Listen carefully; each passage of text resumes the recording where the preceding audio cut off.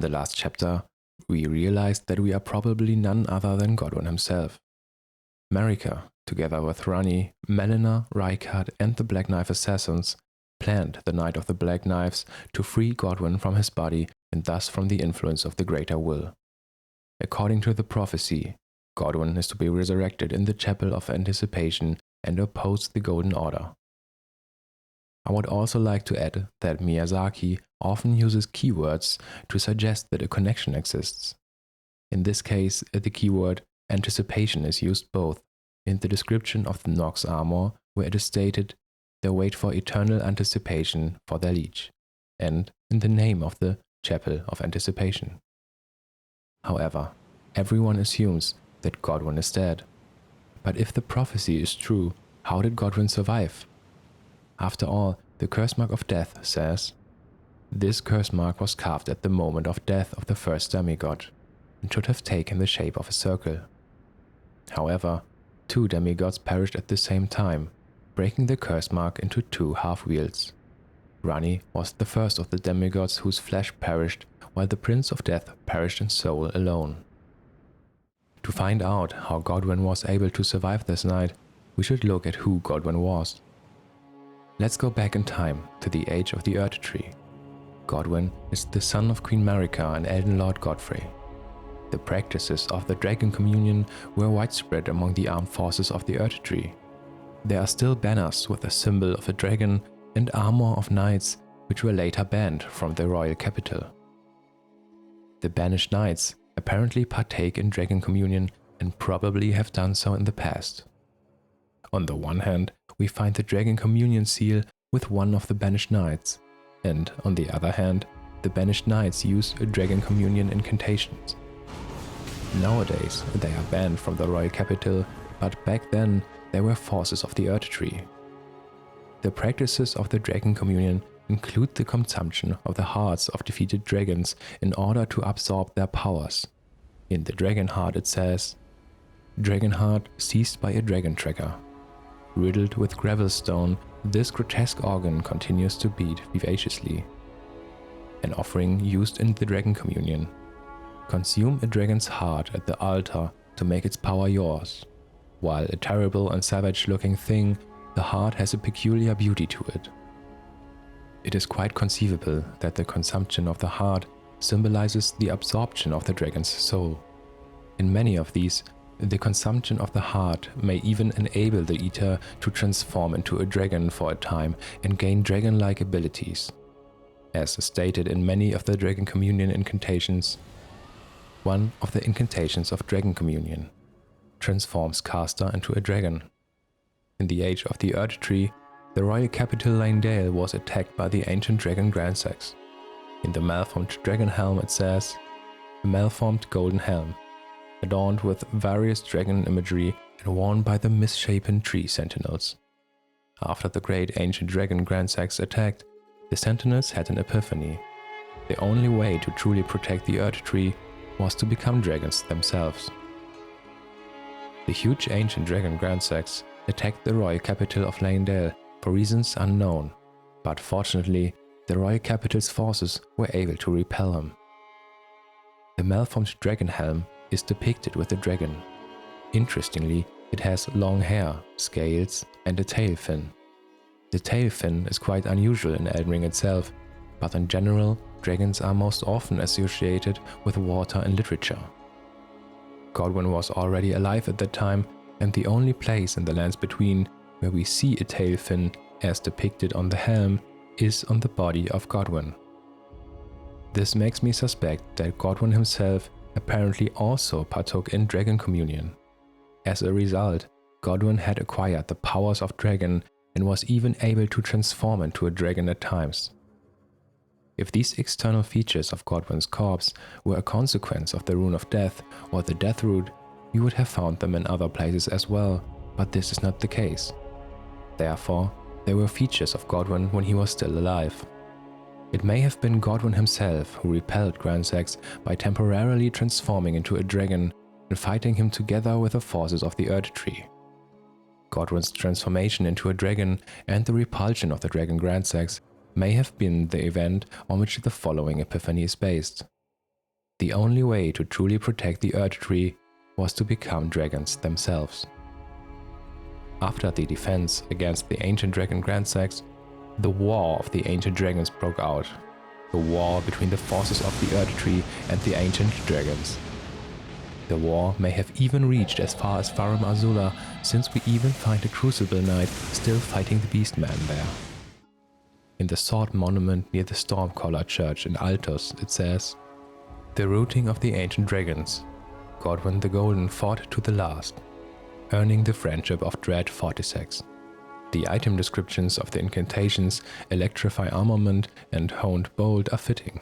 Long ago, Godwyn the Golden defeated the ancient dragon Fortissax and befriended his fallen foe, an event that gave rise to the ancient dragon cult in the capital. Godwyn fought fiercely in the War of the Ancient Dragons and defeated the ancient dragon Fortissax. After that, Godwyn took in Fortissax's soul, and the two became friends and lived in symbiosis with each other in the further course of history. After Godwyn had taken in the soul of Fortissax and carried him as a friend within him, he also founded the Dragon Cult. This cult is based on incantations that summon the powers of lightning. It was the taking in of Fortissax's soul and their friendship that gave Godwyn these powers. After the war, Godwyn was therefore known primarily for fighting with golden lightning. The incantation Death Lightning says, "Incantation that channels the power of the ancient dragon Fortissax, now corrupted by death." It is said that this golden lightning was wielded by Godwyn, who befriended Fortissax. Let us return to the present. In the course of our journey, we meet Fia, the deathbed companion, who has dedicated herself to the Death Prince Godwyn, the soulless body that dwells in deep-root depth and was once Godwyn the Golden. The Hellbrand curse marks, which were left on both Ranni and Godwyn during the ritual on the Night of the Black Knives, are needed by Fia to create a mending rune. Fia tries to resurrect Godwyn as a mending rune. At the crucial moment when Fia wants to absorb the Death Prince's life force, she lies down with the Death Prince and we can enter her dream. In the dream, however, we do not meet the Death Prince. We meet the soul of Fortissax and fight him. After we have defeated Fortissax in the dream, Fia gives birth to the mending rune of the Death Prince. Some think that this is a reincarnation of Godwyn. If we look at the origin of other mending runes, they apparently arise from souls. Goldmask's mending rune of Perfect Order can be found on his corpse and seems to embody his views. We find the same scenario with the Dung Eater. After we have given the Dung Eater enough seedbeds, he dies and leaves behind the mending rune of the Fell Curse, which also embodies the views and principles of the Dung Eater. With the mending rune of the Death Prince, Fia tries to grant the Death Prince new life, but it is Fortissax and herself who give their lives in the process. The mending rune of the Death Prince most closely embodies the views and principles of Fia, who wants to see those who live in death as an accepted part of the world. I believe that it is a fallacy that the mending rune of the Death Prince is actually a reincarnation of Godwyn. Miyazaki deceives the player just as every other character in the story is deceived. This is precisely what makes the game so brilliantly immersive. Fia's mending rune is called the mending rune of the Death Prince because it was not known what was going on inside Godwyn. Inside Godwyn, it was the soul of Fortissax that was desperately fighting against the power of the Rune of Death, as it says in the Remembrance of Fortissax. Remembrance of the Lich Dragon. After Godwyn the Golden became the Prince of Death, the ancient dragon fought long and hard against the death within its companion. Alas, victory was never achieved, and its only reward was corruption. Fortissax fought long and hard against the power of the Rune of Death within the body of Godwyn's corpse. Fortissax's great resilience enabled him to defy death for the entire time he spent inside the Death Prince. I think Fortissax agreed to fight against the power of the Rune of Death to allow Godwyn's soul to escape and was also part of Marika's plan for the Night of the Black Knives. With Fortissax's help, Marika and Godwyn tried to trick the ritual and override the death of Godwyn's soul. It is in the nature of dragons to sacrifice themselves for their lord. After all, the Drake talismans say, the ancient dragons who ruled in the prehistoric era before the Erd Tree would protect their lord as a wall of living rock And so it is that the shape of the dragon has become symbolic of all manner of protections. In addition, it was also the dragon-like powers that Godwyn possessed that gave him a certain resistance to the power of the Rune of Death. We learn that dragons have a special resistance to death in the Ghost Flame Breath incantation. It says, "The land of spirit graves is home to all manner of dead, and even the corpses of fallen dragons found their way there. Several of them were endowed with such vivacity that even in death they could not fully die." The line, "several of them were endowed with such vivacity that even in death they could not fully die," is a reference and subtle allusion to the circumstances of Godwyn, that even in death he has not yet fully died. The soul of Godwyn escaped without anyone in the lands between noticing. Let us search for traces of Godwyn in the vicinity. Not far from Godwyn's corpse, we find a cyst of the Prince of Death in a cave. It reads, "Prince of Death's cyst. The fatted, overgrown cyst taken from facial flesh greatly raises vitality. Vitality governs resistance to the effects of death. It is said that this cyst came from the corrupted visage of one unable to die a true death. Indeed, it comes from the Prince of Death, sign of the Golden Bow, and first of the dead among the demigods. The cyst has an unusual effect. Instead of harming us and causing death blight, it does the opposite. It strengthens vitality and increases resistance to death. In addition to the cyst, there's also the Prince of Death's pustule, which has the same effect. It says, Prince of Death's pustule. A fetid pustule taken from facial flesh. Raises vitality. Vitality governs resistance to the effects of death. It is said that this pustule came from the visage of the Prince of Death, he who used to be called Godwyn, as first dead of the demigods. It's said he's buried deep under the capital at the Erdtree's roots. Not only does it have the strange effect of increasing vitality and thus resistance to death, it is unusually far removed from Godwyn's corpse.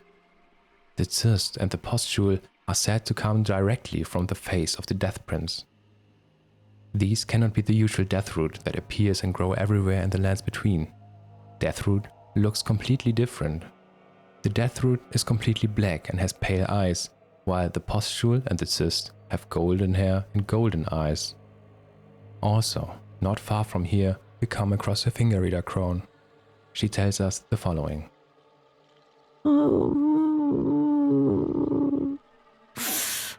Oh, Lord Godwyn, such cruelty, such humiliation.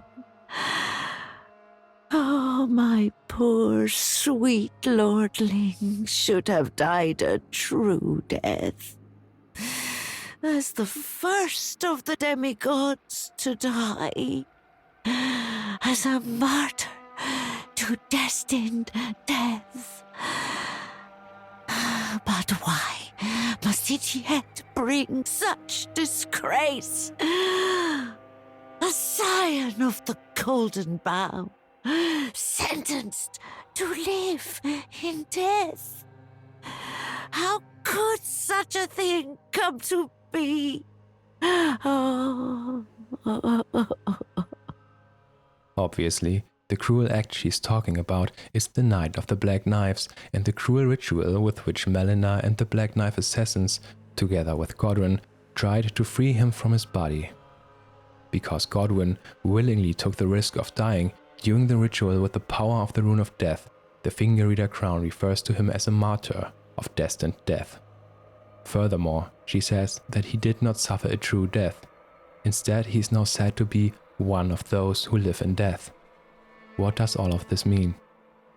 Additionally, in the moment D, beholder of death, kills Sophia, he says, "This is what's become of your precious witch. Naught but expired meat and bone. This is a proper death, O Prince. Look at this rotten whore. No more children can be got from this useless flesh. Behold, your mother is dead."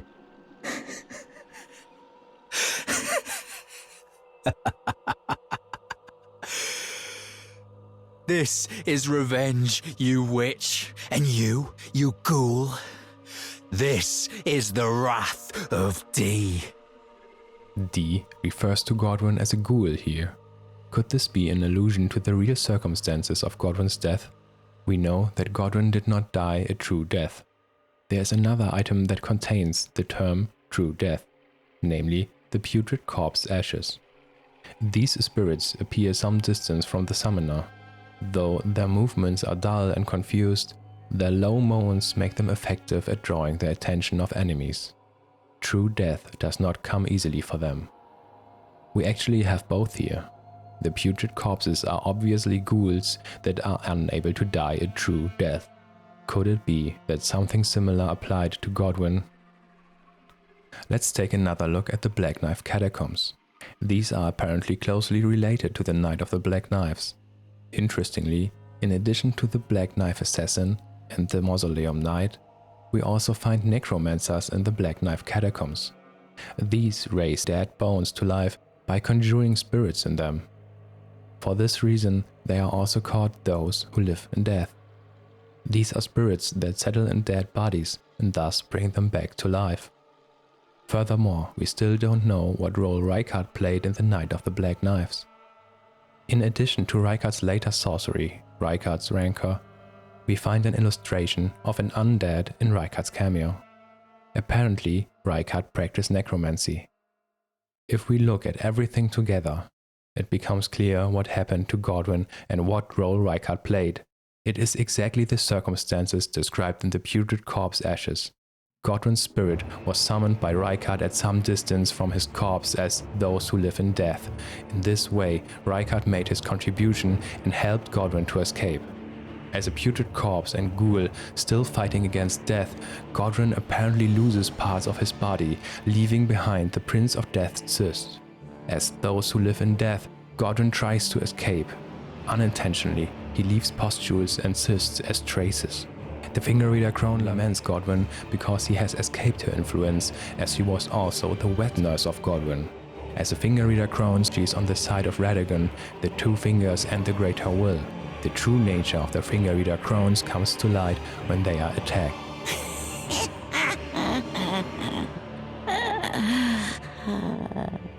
Your path leads only to death.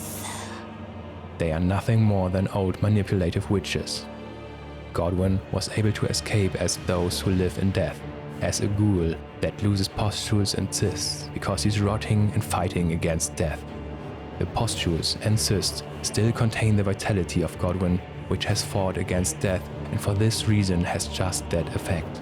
In the immediate vicinity of Godwyn's corpse, we find the Prince of Death's cyst, where Godwyn apparently rose as a ghoul, as one of those who live in death. The closest place where we find other pustules and cysts is directly above Deeproot Depth, in front of Lanedale. There we find Deathblight crabs with exactly these pustules and cysts. Apparently, Godwyn also lost some here. The next ones we find in Eastern Leonia. There we also encounter Deathblight crabs with the same characteristics. Finally, we end up in Stormvale, where the Prince of Death's pustule is located. These are traces of Godwyn as he fights against death and makes his way to Stormvale until his spirit finally reaches the Chapel of Anticipation. This becomes even clearer when you look at the locations on the map. Finally reaching the Chapel of Anticipation, however, Godwyn falls into a deep sleep in his new body and remains there until, after what seems like an eternity, we actually awaken.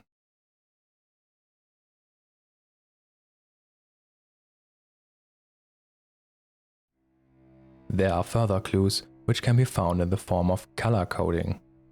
Deathblight, which arises from the power of the Rune of Death, has the colors black and gold. But if we now look at the Deathblight crabs, they have a third color, turquoise. Even their Deathblight mist is not gold as usual, but turquoise. Quite unusual. There is a mystery behind this as well. This color combination is not only found on the Deathblight crabs, it can also be found on the Deathblight basilisks. What both creatures have in common is that they apparently have a resistance to death and can live with it despite their infestation. If you look very closely at the rejuvenating boluses, you will even find the color turquoise hidden in them. The rejuvenating boluses heal you of deathblight infestation. If you look at the context in which the color combination of gold, black and turquoise occurs, you will see that it is always associated with resisting death. The basilisks continue to live despite the deathblight inside them. The crabs with Godwyn's pustules, which also increase resistance to death, also live despite their infestation. The rejuvenating boluses even heal you from it. After awakening in the Chapel of Anticipation, we were pushed into the sea by the grafted scion and stranded in a cave. We almost died there if Melina hadn't given us the flask of crimson and cerulean tear, which says, "The one washed up on the graveside was sure to die, until this flask offered its gift of rejuvenation."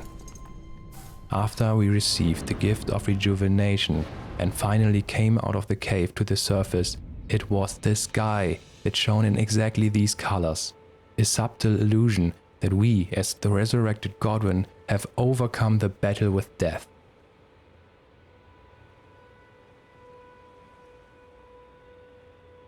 The game has even more hidden references to the true events of the Night of the Black Knives.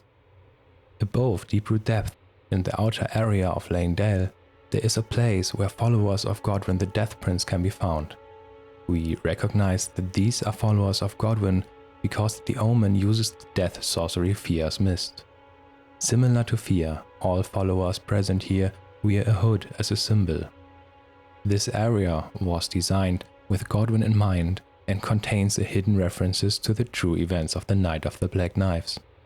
Behind the group of Godwyn's followers, we find the Twiggy-Cracked Tear and the Winged Crystal Tear. The item description of the Twiggy-Cracked Tear says, "The resulting concoction prevents one's runes from being lost upon death. The effect of the Crystal Tear protects the loss of runes upon death. A sacrificial twig can also be seen in the icon of the Crystal Tear, which has the same effect. Prevent rune loss upon death, but will be lost itself in exchange. The sacrificial twig also serves to protect the runes in case of death. Instead of losing the runes, the sacrificial twig is sacrificed and destroyed. Sacrificing the sacrificial twig in the event of death instead of one's own runes symbolizes Fortissax's noble sacrifice for his friend Godwyn. Unfortunately, Fortissax never overcame the power of the Rune of Death and was instead corrupted by it until we come and relieve him from his suffering. The Winged Crystal Tear is a reference to the flightless bird, the wounded warhawk, Godwyn's soul, which looks at Stormvale and tries to escape death in order to be reborn exactly there. Godwyn's survival with the help of Fortissax and Reincarnation is probably the best kept secret in the lands between. No one will ever know about Fortissax's noble sacrifice for his companion Godwyn. Our friendship with Fortissax is the reason why we are able to envelope our bodies in lightning. The incantation Dragonbolt Blessing says, "Only those loved by dragons can survive the ordeal of cladding their bodies in lightning." And obviously, we are able to do just that.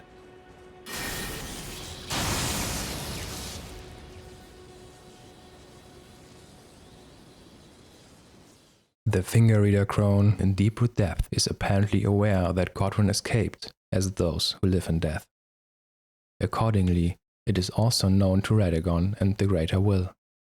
And this is apparently one of the reasons why the Golden Order is hunting those who live in death to find Godwyn. I have a matter of my own to attend to. I spotted the mark of the centipede here in the village. An ill-omened symbol that should not be. Someone or something threatens the sanctity of the Golden Order and must be eradicated. During our journey, Marika is still imprisoned in the Earth Tree after shattering the Elden Ring. And there, she is still being interrogated by Radagon and the Elden Beast to find out what happened during the Night of the Black Knives and where Godwyn has disappeared to. In the golden arc and giant golden arc it says, "The arcs resemble barbs, a known symbol of coercive questioning."